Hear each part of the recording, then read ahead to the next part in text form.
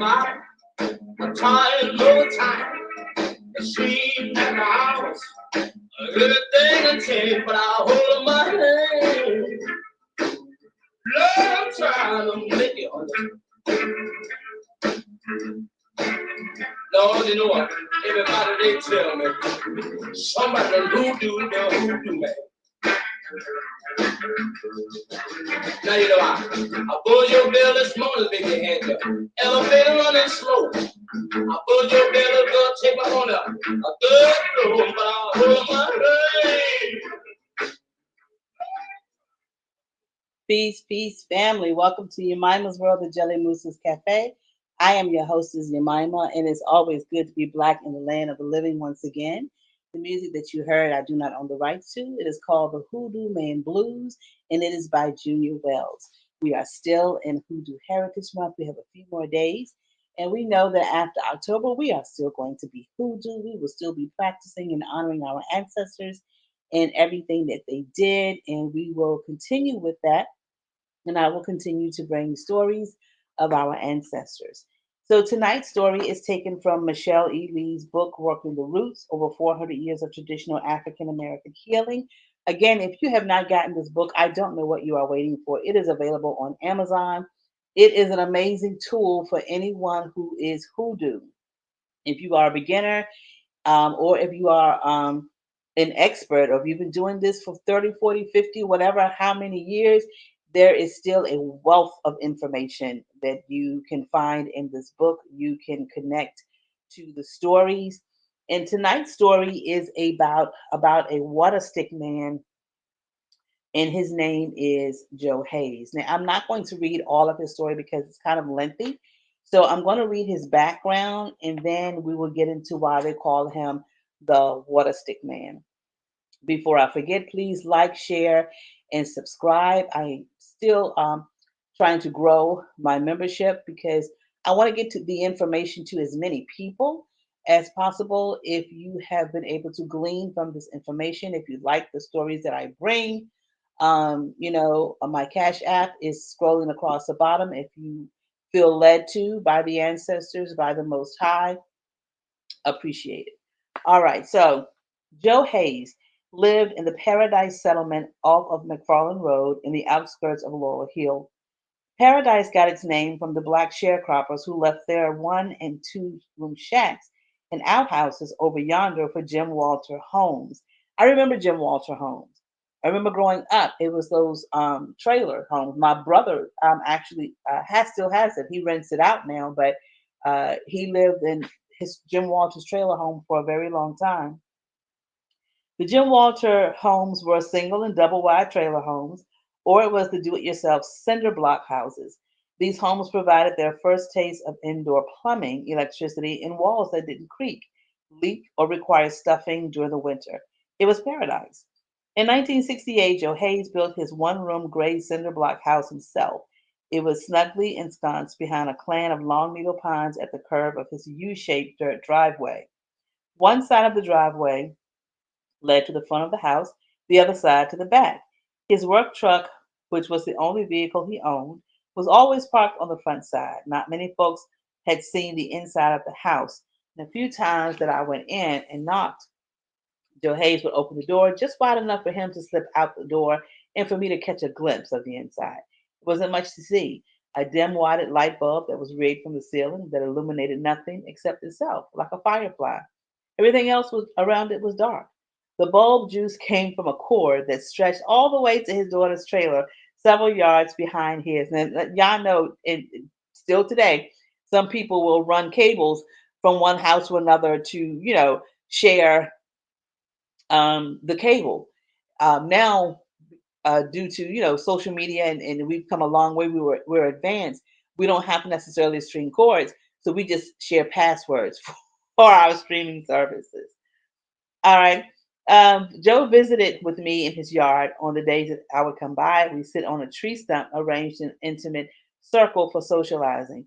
Deer heads from his hunting kills were posted trophy like in the trees next to the sitting area. It was a surreal decor that Marcel Duchamp would have appreciated. Came Christmas time, Joe Hayes would just string colorful lights around the trees and deer heads. It was a sight to behold. Anyone looking for Joe Hayes only needed to find his work truck, and he was close by. If it wasn't parked on the front side of the house, he was out in it somewhere making money with it. In the 1970s, beige two-tone wide bed Chevy, it had served him well. While the truck was old and overused and looked like it could break down at any moment, it was strong, dependable, and durable, much like Joe Hayes. It was infamous for carrying all his well digging equipment in a disorganized pile that sat higher than the truck itself. That heat made the back sink to only a few inches above the ground, while the front end reached toward the heavens. All his equipment was randomly thrown in, making its own order on top of the generator and 500-gallon plasticine water tank, which were always placed in the back of the truck with deliberate care. Hoses were intertwined with shovels, picks, axes, saws, buckets, pipes, sledgehammers, and the usual assortment of basic tools. Everyone in Scotland County knew Joe Hayes. They knew his truck. It was easy to spot. People would be driving by, walking or working in the fields or just sitting on their porch. And when they saw his truck go by, they'd point and say, "There goes Joe Hayes." Or they'd shout at him, "Hey, Joe," or simply out his name, "Joe Hayes," and wave their hand, and he'd give a honk back with his horn. Now, whenever I go to my parents' home, my brother still lives there, I can be sitting on the front porch and people go by and they'll just honk the horn and wave. You don't see that in the city. It's a very, very small rural town. And even when you're driving down the road, people will wave at you. So this was in the 1970s, but in 2024, it still takes place in my hometown.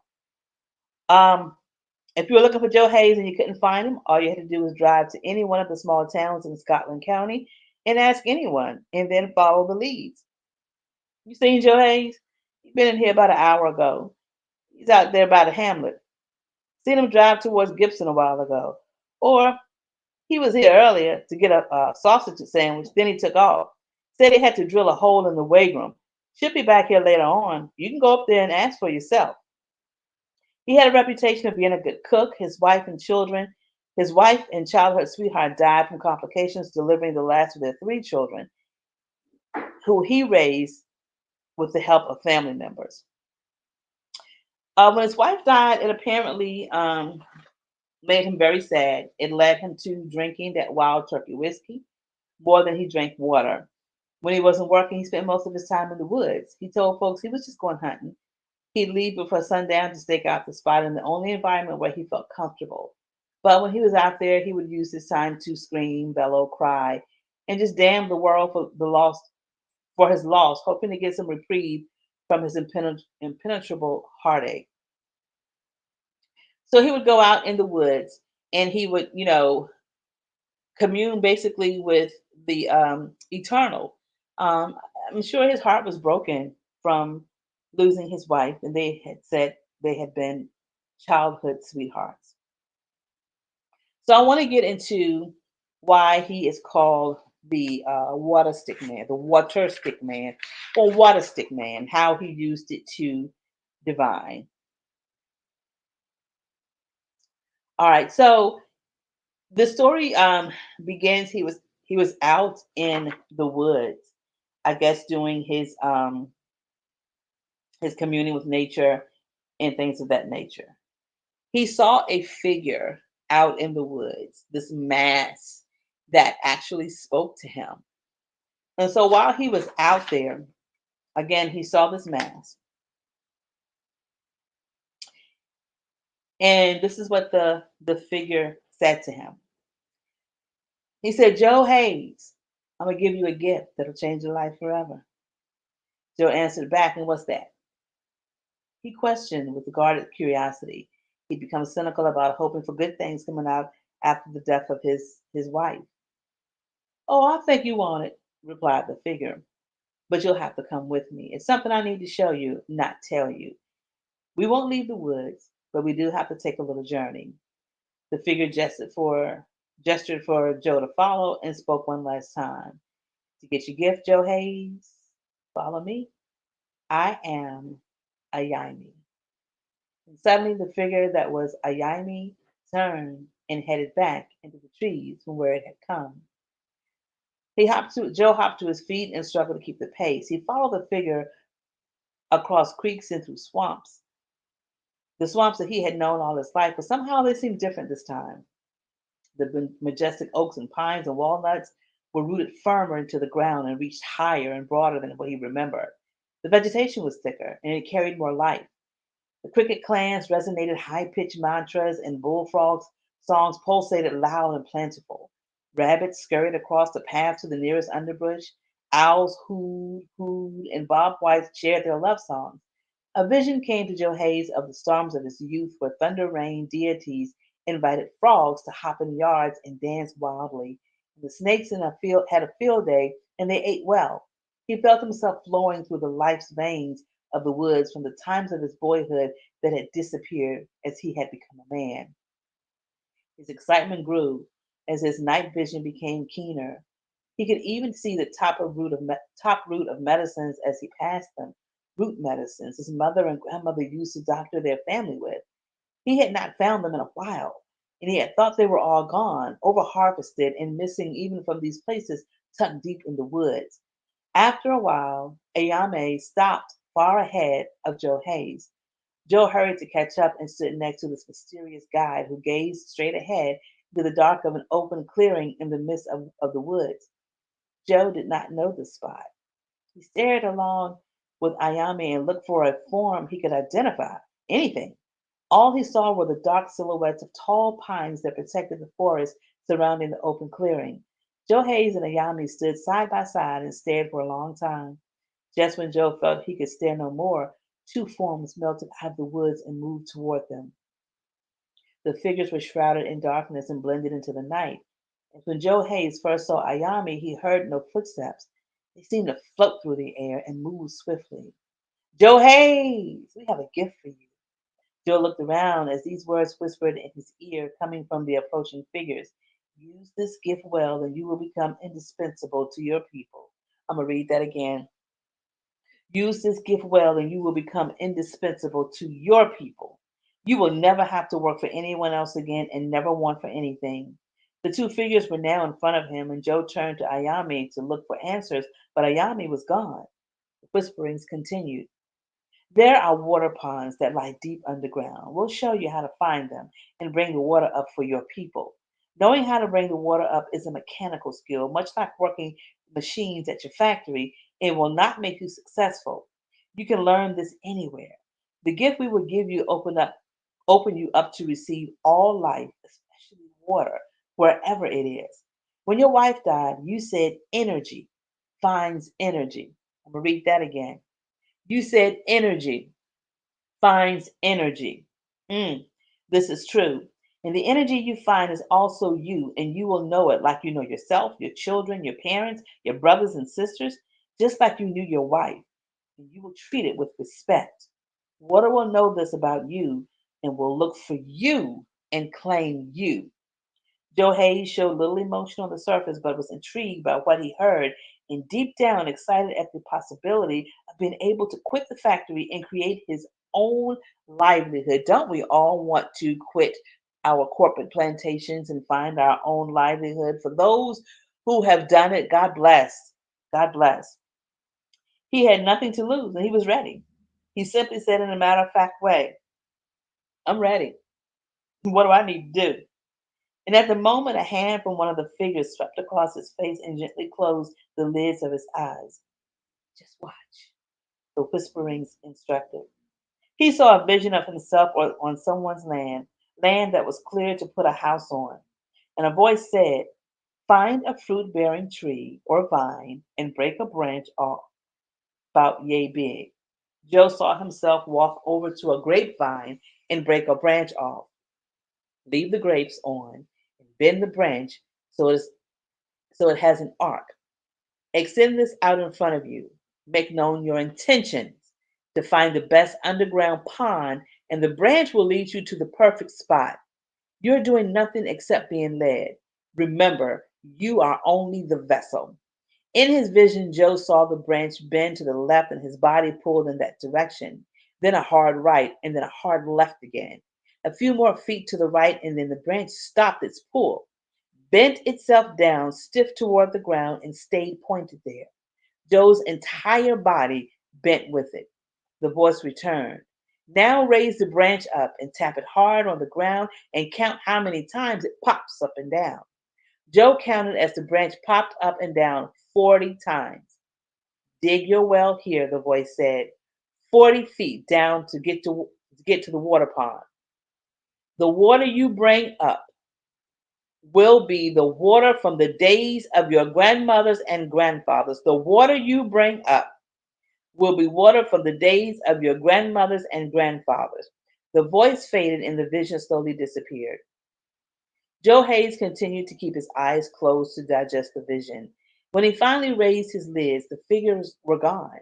He ran across the clearing into the woods to catch up with his night prophets, but they had all left no trail, nothing, not even a footprint or a scent. At last, realizing his search was futile, Joe Hayes gave up and stopped. It's time to find my way home, he assured himself. Joe Hayes walked out of the woods to the clearing where he had the vision and looked across the way. Night was ending her reign and sun up was near. This open space had changed. It was no longer surrounded by dense woods, and for the first time he saw McFarland Road, the road that would lead him home, home to paradise. He realized he was on the other side of the forest from where he entered almost 24 hours ago. Joe Hayes didn't think about how he got there or that just a few minutes ago the clearing was surrounded by woods. He was just glad he knew the way home. Out of habit, he patted his side to feel his shotgun. It was there. He realized it hadn't been there since he ventured off with Ayame. Must be resting in the hunting post at the oak tree, he muttered to himself. He turned to retrieve it, and after a few feet, he stopped.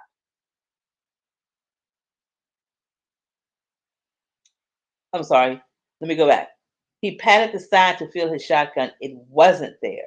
And he said it must be resting in the hunted post at the oak tree, he muttered to himself. He returned to retrieve it, and after a few feet, he stopped. He thought about his wife. He thought about the gift he was just given and the water claiming him. Don't need it. Done enough killing to last a lifetime, he declared. Joe Hayes turned around and walked toward the road to paradise with the best hunt trophy he had ever had, the start of a new life.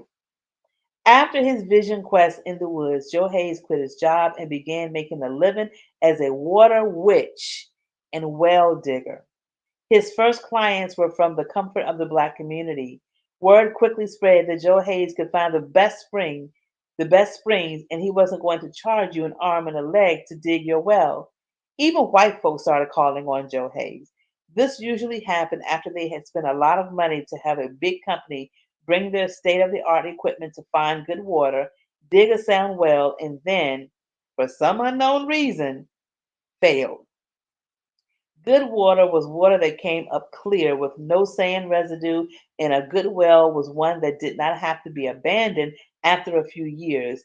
Joe Hayes would show up with his rudimentary materials, a pick, a pickaxe, a shovel, manual drill, and a branch from a fruit bearing tree, which would lead him to the spot. That was all he needed. For the next 32 years, Joe Hayes was self employed and earned a sound reputation as the water stick man. In 2001, the government required all water witches and well diggers to prove they were qualified. This meant passing a test filled with mathematical equations and questions on geology and hydrology. 32 years of experience and validated by the stroke of a pen. One can still practice without a license, but those caught are fined heavily. Governments pass laws to contain people they fear and maintain control and power, but the traditions of a people and the gifts from their ancestors can never be contained or destroyed. Traditions are the life breath of the people. It is how we have survived. It is why we have survived. This was a really, really good story. So many gems. And I didn't read all of it. You got to get the book to read it all. Um, so many gems in this book. I love when he said energy finds energy. Oh my goodness. That is my new mantra. Energy finds energy. I love that. I absolutely love that. And then at the end, after all these years of doing this, now he has to have a license. And we know this to be true for a lot of things. Just think about it. When we were growing up, we didn't have daycare, licensed daycare. It was the woman down the street, the lady, the senior lady down the street who took care of the kids in the community before school and after school. She wasn't licensed. She just brought them in her house and she fed them and changed them and made sure they had a good day. And she didn't charge an arm and a leg either. And as soon as they found out that's what black women were doing, of course, then they had to become licensed to have a daycare. Women were braiding hair in their home. They were braiding hair in salons without a braiding license. And then as soon as they found out how much money these black women were making braiding hair, then you had to be licensed to braid hair. You had to go to school, and it cost thousands of dollars that we didn't have. And so this water man, this Joe Hayes, the water stick man, he knew something about that. And he was walking in the energy. He found the energy of the ancestors, and they led him to do what he needed to do. And then the fact that he was able to adhere to what his ancestors were telling him, and he could leave the corporate plantation and work for himself and work for his community and bring, comfort and joy and water to his people. All right, you know the drill. Love yourself, love each other, give yourself some grace, give each other some grace. Honor your ancestors; they will honor you. We are our ancestors. Stay cool, stay warm wherever you are. Again, like, share, and subscribe. I am really trying to grow to at least 100 subscribers. Thank you for all that have subscribed. Continue to share these videos so that we can enlighten our people. This information they are not going to get in schools. They're not. And a lot of this information we may not get from each other. So I do a lot of research to try to find information to bring to you. Until next time, family, I love y'all and peace.